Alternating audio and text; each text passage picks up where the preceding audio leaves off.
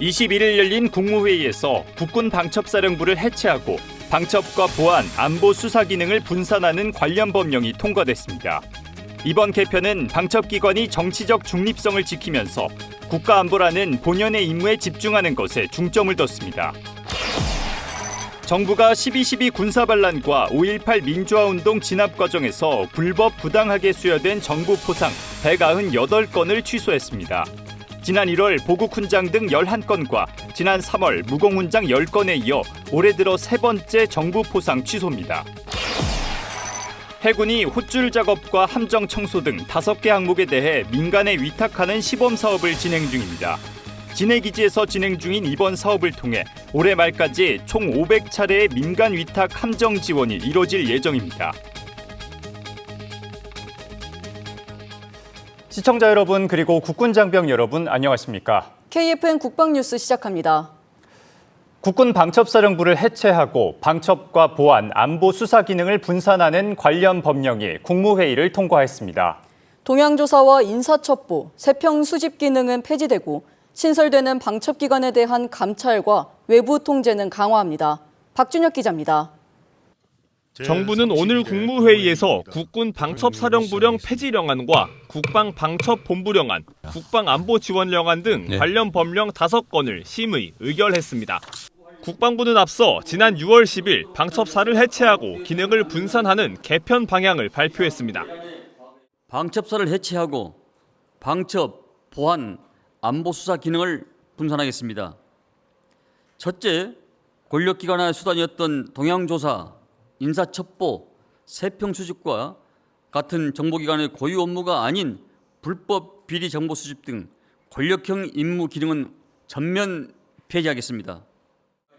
개편의 핵심은 방첩사에 집중됐던 기능을 3개의 기관으로 나누는 것입니다. 국방방첩본부는 방첩, 방산 관련 정보 활동과 방산, 사이버 보안을, 국방보안지원단은 중앙보안감사와 신원조사, 보안사고 조사 등을 담당합니다. 안보범죄 수사와 계엄시 합동수사 기능은 국방부 조사본부로 이관됩니다. 반면 동향조사와 인사첩보, 세평 수집, 불법, 비리정보 수집 등 기존의 일부 임무와 기능은 폐지됩니다. 국방부는 국방방첩본부엔 외부감찰과 국회 보고 등 통제장치를 두고 비상계엄 관여자와 각종 비위자는 새 조직 선발 과정에서 배제해 정치적 중립성과 직무 역량을 갖춘 사람을 조직 구성원으로 선발하겠다고 밝혔습니다. 관련 대통령령은 오는 28일 공표되며 국방방첩본부와 국방보안지원단은 30일 공식 창설됩니다. 국방부는 이번 개편을 통해 기관별 전문성과 책임성을 높이고 방첩기관이 정치적 중립을 지키며 국가안보라는 본연의 임무에 집중할 것에 방점을 두었습니다. 국방뉴스 박준혁입니다. 국군 방첩사령부의 역사는 군 정보기관이 정치 권력과 결합했을 때 어떤 일이 벌어지는지를 보여줍니다. 김철환 기자가 그간의 역사를 정리했습니다.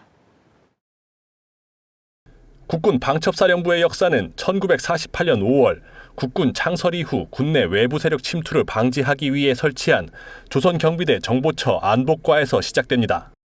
이후 1950년 10월 6.25 전쟁 중 대간첩 및 방첩 기능 강화를 위해 독립부대인 육군본부 특무부대가 발족합니다.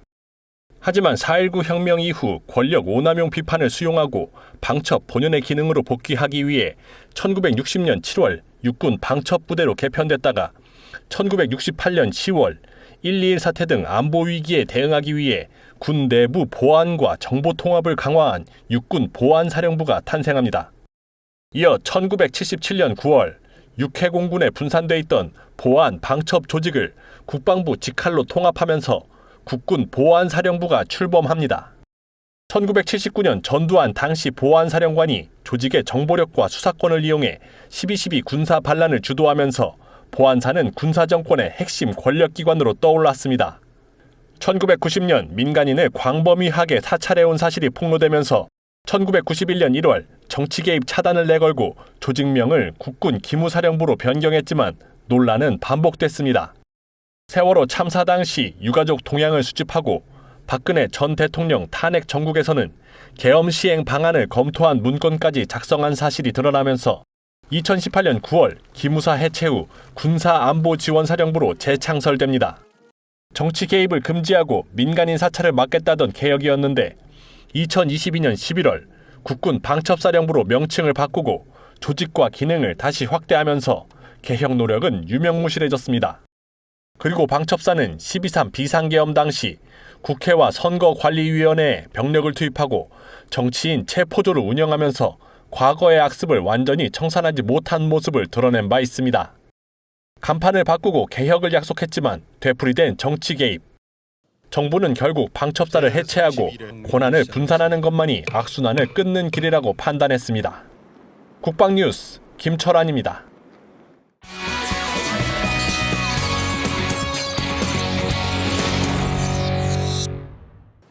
네, 국무회의에서 방첩사령부 해체와 기능 재편을 담은 정부 개혁안이 의결됐습니다. 국방부는 방첩과 안보 수사, 보안 기능을 새롭게 재편하는 조직 개혁안을 마련해 정치적 중립성과 민주적 통제를 강화하는 데 초점을 맞췄는데요. 이번 개혁안은 국방부 민관군 합동특별자문위원회의 논의를 거쳐 마련됐습니다. 그래서 오늘은 자문위원으로 참여한 이석수 전 국방대학교 부총장과 함께 방첩사 개혁의 의미와 앞으로 우리 군이 나아가야 할 방향을 짚어보겠습니다. 안녕하십니까? 안녕하십니까? 네, 국무회의에서 방첩사 해체 또 조직 개편안이 최종 의결됐습니다. 자문위원으로 논의에 직접 참여하셨는데 이번 개혁의 가장 큰 의미는 뭐라고 생각하십니까? 방첩사의 그동안의 그 정치 개입 활동을 차단하는 것, 원천 봉쇄하는 것, 이것이 이번 그 개편의 가장 큰 의의라고 볼 수 있습니다.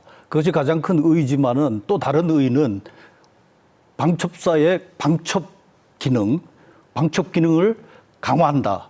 그런 그 의미가 있다고 보겠습니다. 네.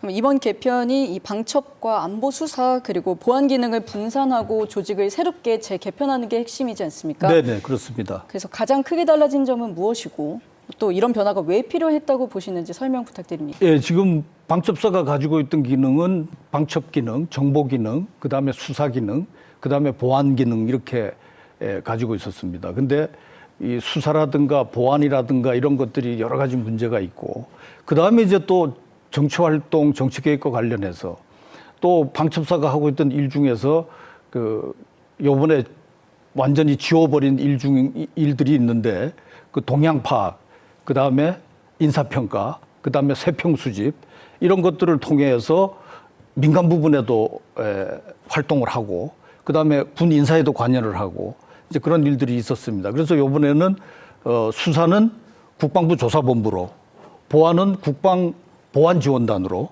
그다음에 방첩은 방첩사 이런 식으로 분리를 했습니다. 이번 방첩사 그 개혁이라는 것이 군의 정치 활동 금지, 그다음에 본연의 방첩 임무의 강화, 그다음에 문민 통제의 제도화, 그다음에 인사 체계의 공정성 제고 이런 측면에서 보면은 아주 많은 의미가 있다고 볼 수 있겠습니다. 예.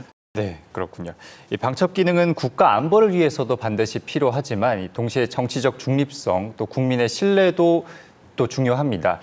앞으로 새로운 방첩 체계가 국민의 신뢰를 얻기 위해 가장 먼저 갖춰야 할 원칙은 뭐라고 생각하십니까?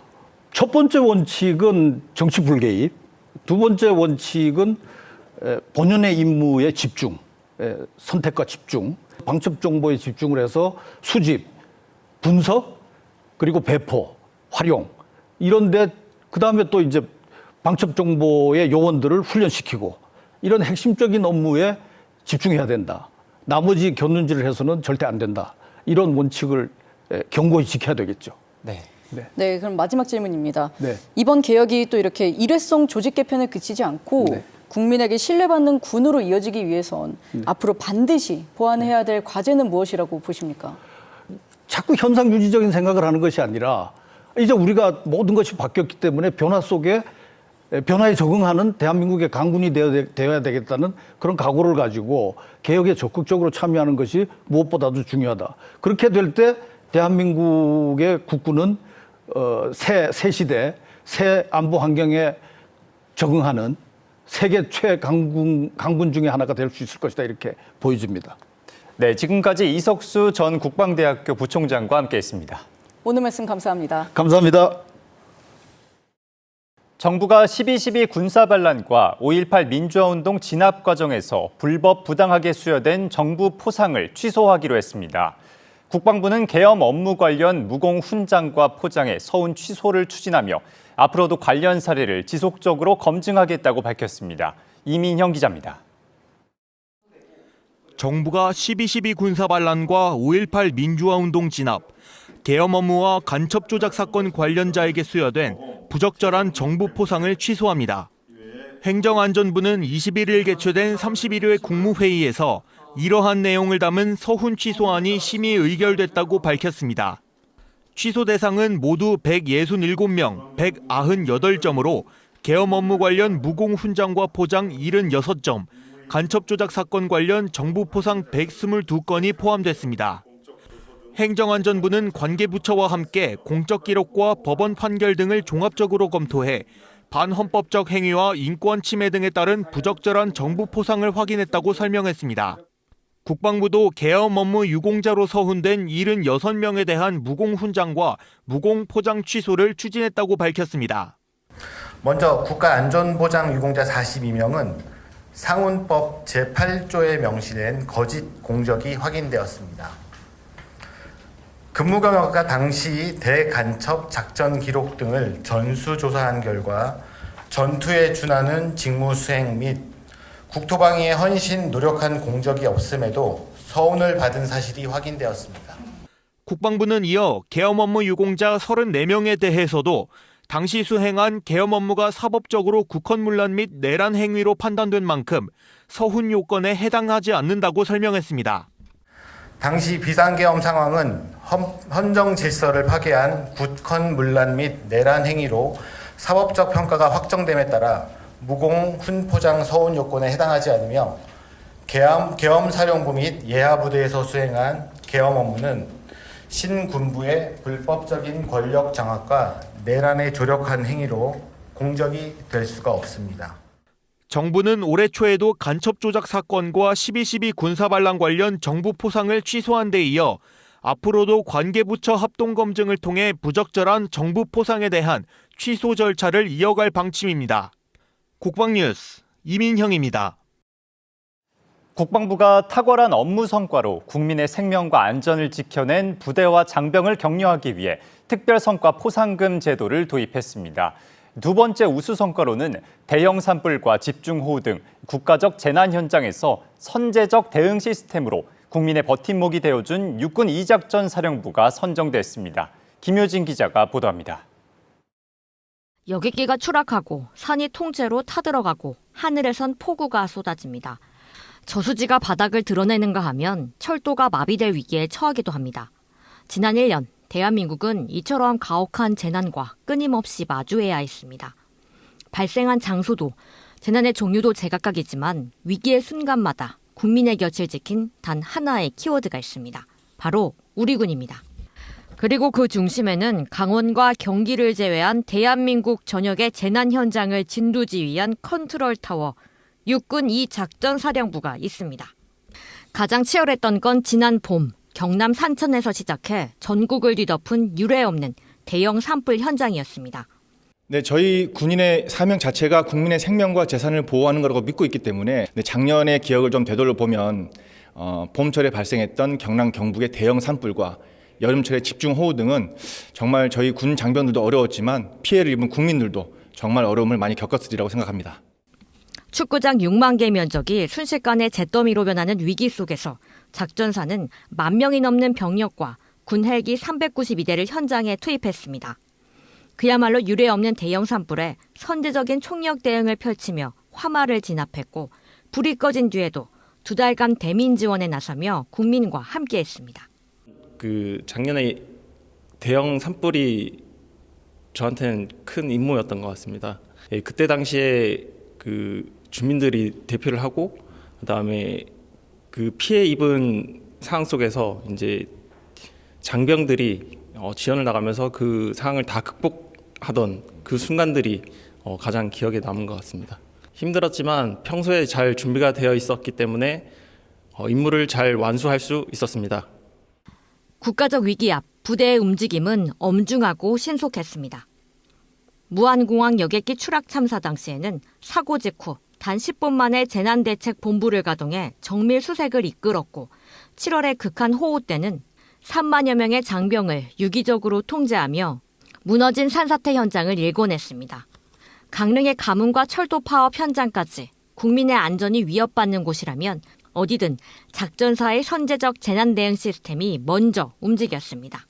이 같은 완벽한 지휘 능력 바탕에는 군 최초로 도입된 눈이 있었습니다.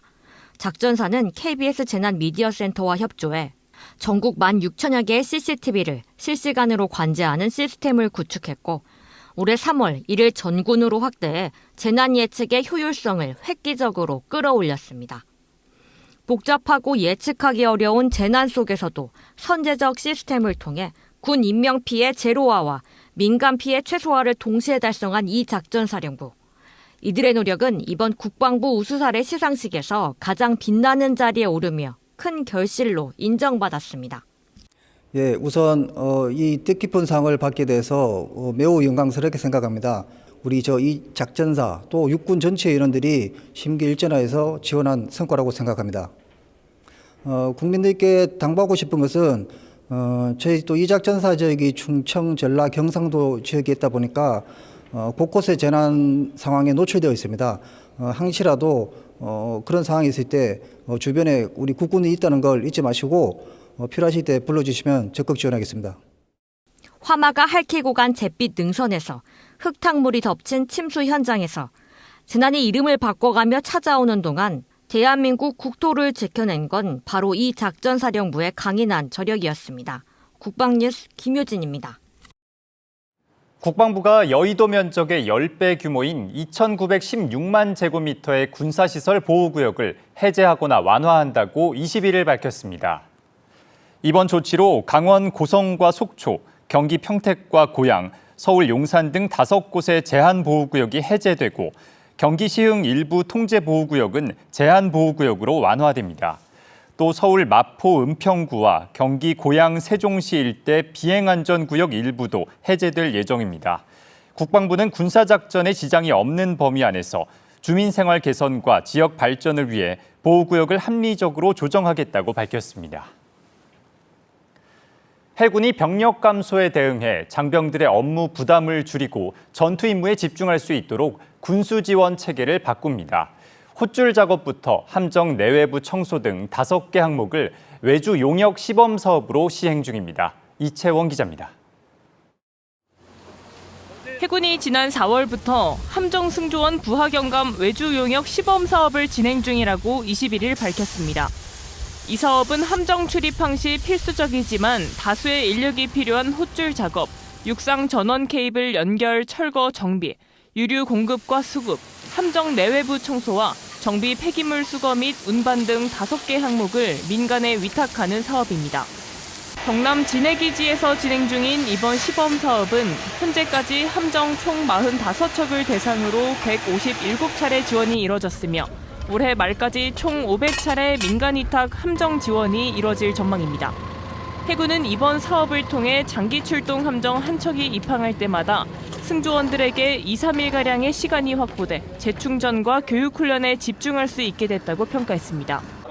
앞서 해군은 지난해 6월부터 1년간 잠수함 함정 탄약 적재 하역 민간 용역 사업도 진행한 바 있습니다.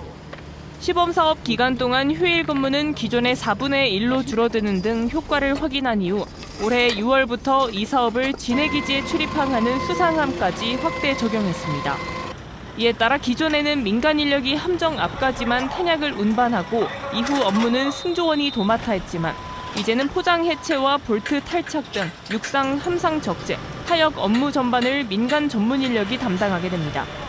승조원은 함정 운용과 직결되는 함내 탄약 작업에만 직접 수행하며 이를 통해 장병들의 육체적 업무 부담을 크게 덜어주는 것은 물론 민간 업체 전문 인력의 지원으로 탄약 취급 과정의 안전성을 향상시켰습니다.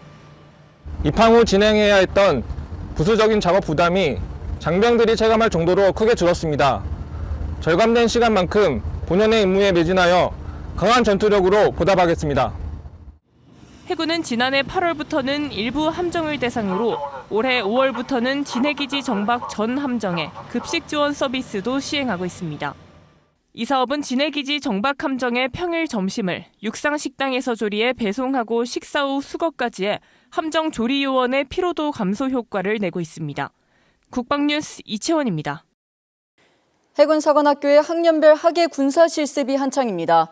84기 1학년생도들은 해병대에서 상륙작전 실습 과정을 거치고 있는데요. 그중 레펠을 중심으로 한 산악훈련 현장을 박인배 기자가 취재했습니다. 높이 30m의 헬기 모형탑. 밧줄에 몸을 맡기고 거침없이 하강합니다. 20m가 넘는 암벽에서도 침착하게 발을 내디디며 아래로 내려갑니다.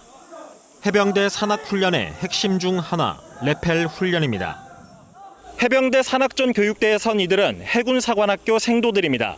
상륙작전 실습 과정에서 산악지형 극복 능력과 작전 수행 역량을 다지고 있습니다. 해군사관학교는 지난달 29일부터 오는 24일까지 일정으로 학년별 학예 군사 실습을 진행하고 있습니다. 84기 1학년 생도들은 상륙 기습과 공중 돌격 등 상륙작전 수행 절차를 실습한 데 이어 헬기 모형탑, 암벽 레펠 등의 산악훈련을 통해 산악전 수행 능력을 키웠습니다. 해병대 특유의 도전 정신과 협동심도 체득했습니다. 산악훈련을 통해 해병대 정신을 온몸으로 느낄 수 있었습니다. 거친 파도를 동기들과 함께 이기며 임무를 완수할 수 있는 강인한 군인 정신을 기르겠습니다. 바닷바람 대신 모래바람을 맞으며 훈련하는 해군사관학교 생도들. 해병대의 전문화된 교육훈련을 통해 예비 장교에게 필요한 역량을 갖춰 나갑니다.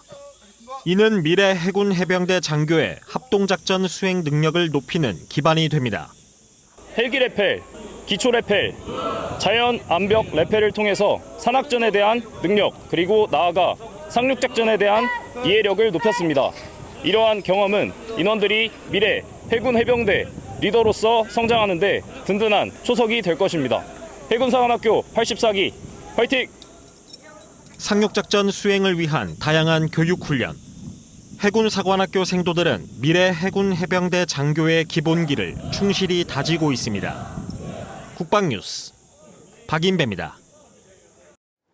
우리 공군이 호주 왕립공군 주관의 다국적 연합공중훈련 2026 피치블랙에 참가하고 있는 가운데 호주 공군 77 비행대대 조종사들과 우정 비행을 했습니다.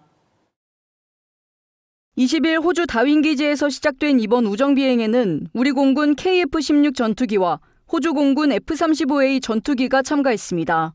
호주는 지난 1950년 7월 2일 미국에 이어 두 번째로 6.25 전쟁 참전을 결정했고 77 비행대대는 정전 때까지 F-51과 미티어-8 전투기로 15,071소티를 출격해 대한민국을 함께 수호했습니다. 올해 피치블랙 훈련에는 미국, 일본, 호주 F-35A 전투기를 비롯해 인도 라팔, 스페인, 독일 타이푼 등 16개국 항공기 110여 대가 참가합니다. 공군 제5공중 기동비행단 항공특수통제사 CCT 요원들이 해상 침투 능력을 높이기 위한 고강도 훈련을 펼쳤습니다. 요원들은 경남 남해군 미조 해양훈련장에서 주야간 항해술과 장거리 오리발 수영, 자명을 반복하며 은밀하고 신속한 해상 침투 능력을 키웠습니다. 고무보트와 제트스키 등 해상 기동장비 운용법을 익히고 장비 전복과 같은 우발 상황에 대처하는 훈련도 실시했습니다. 또 수상 수중 인명구조법과 잠수장비 운용 절차를 숙달하며 해상 구조와 생존 능력을 높였습니다. 공군은 하늘과 바다, 육상을 가리지 않고 임무를 수행할 수 있도록 실전적인 특수작전 훈련을 이어나갈 계획입니다. 우리 군이 45년 동안 사용해온 K1A 기관단총을 대체할 차세대 총기가 등장했습니다. 바로 K17 특수작전용 기관단총인데요. 다양한 작전 환경에 맞춘 첨단 설계로 명중률과 운용 편의성을 높였습니다. 안재현 기자의 보도입니다. S&T 모티브가 K17 5.56mm 특수작전용 기관단총 첫 양산품을 출하했습니다. 이번에 최초 공급된 K17 기관단총은 45년 가까이 사용된 K1A 기관단총을 대체합니다. 보급 수량으로는 올해 1,500여 정, 내년 14,000여 정이며 특수작전부대뿐만 아니라 조종수와 의무병, 중대장 등 편제상 기관단총을 사용하는 장병들의 총기가 바뀌는 것입니다. S&T 모티브는 K-17엔 시가전과 공수낙하 등 다양한 작전 환경을 고려한 설계를 반영했다고 밝혔습니다. 여러 임무 장비 장착이 가능하도록 사면에 피카티니 레일을 적용해 운용성을 극대화했습니다. 명중률과 내구성을 높이기 위해 총열도 더 두꺼운 헤비배럴 형식으로 설계했습니다. 인체공학적인 설계도 반영돼 사수가 편안하게 사격할 수 있도록 만들었습니다. 작고 실용성 있는 신축형 개머리판이 장착됐고 좌우수 공용 설계로 운용할 수 있는 편리성이 반영됐습니다. 누리세 전진기와 점사 기능이 추가돼 명중률과 탄약 관리 면에서도 효율성을 높였습니다. 이번 교체는 국내 구매 사업으로 추진된 특수작전용 기관단총 1형 사업에서 최종 선정된 장비입니다. 제작사인 S&T 모티브는 앞으로도 군과 소통하며 현대전에 맞는 최신 개인화기를 전력화하는 데 기여할 방침이라고 밝혔습니다. 한편 군은 한국형 소총2 관련 사업을 진행하고 있으며 이를 통해 노후화된 설계로 만들어진 K2 소총도 교체될 전망입니다. 국방뉴스 안전입니다.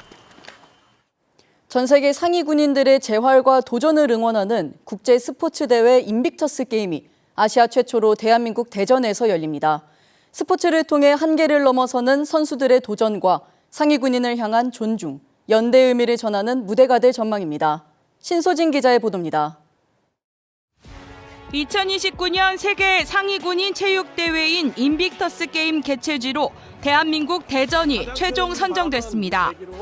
미국 샌디에이고와 덴마크 올보르를 제치고 아시아 최초 개최국이라는 기록도 세우게 됐습니다.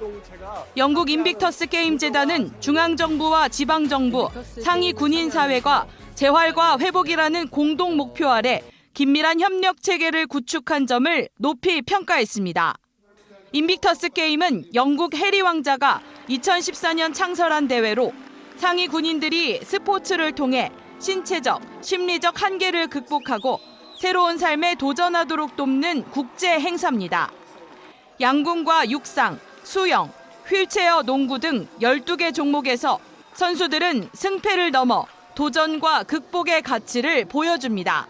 우리 국민들이 WIS 당사자들을 안타까운 사람들이 아니라 존경받는 이웃과 영웅으로 이렇게 바라봐주는 어떤 그런 거예요. 그래서 선수들에게 인빅터스 게임은 새로운 삶을 시작하는 계기가 되기도 합니다. 이 대회를 경험함으로써 정말 실패자가 아닌 정말 내가 내 인생의 정말 새로운 주인공이라고 느끼면서 살고 있습니다. 그래서 2029년 10월 대전에서는 26개국 상위 군인 선수와 가족, 관계자 등 3천여 명이 함께할 예정입니다. 특히 참가 예정 국가 가운데 12개국은 6.25 전쟁 참전국으로 참전 80주년을 앞둔 시점에서 의미를 더합니다. 제가 생각하는 인빅터스의 정신은 절대로 포기하지 않는 의지입니다. 스포츠를 통해 다시 도전하는 상위 군인들의 이야기가 아시아를 넘어 세계로 이어질 전망입니다. 국방뉴스 신소진입니다. 국방홍보원이 우리 군 미디어 기관으로서 보안을 강화한 가운데 인공지능을 업무와 콘텐츠 제작에 적극적으로 활용하기 위한 전직원 교육을 진행했습니다. 배종호 국방홍보원장은 교육에 앞서 인공지능 시대에 생존하기 위해 국방홍보원 구성원 모두가 AI 활용 소양을 갖춰야 한다는 목표를 밝혔습니다.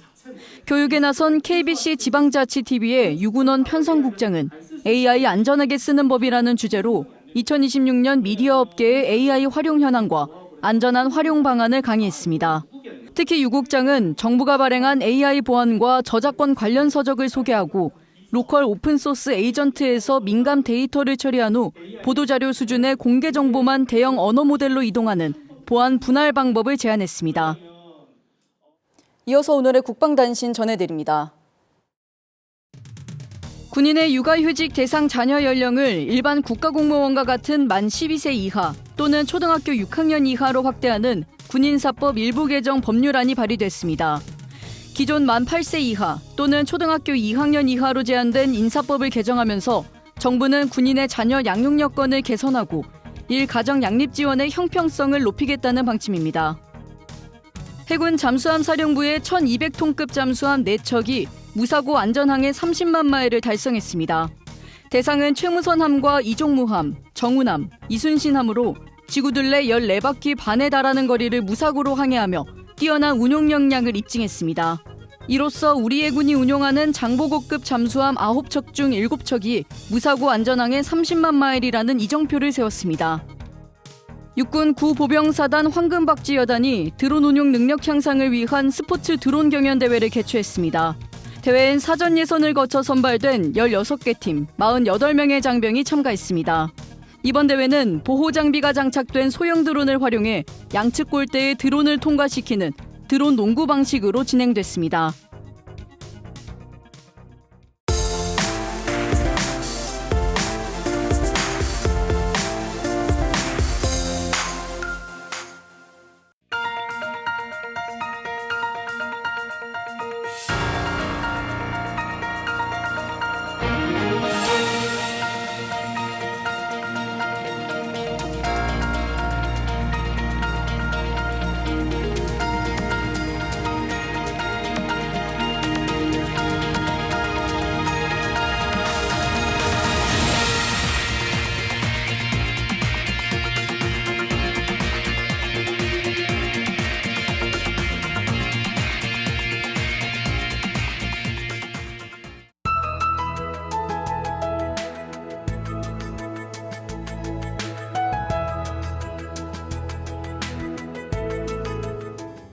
기상정보입니다.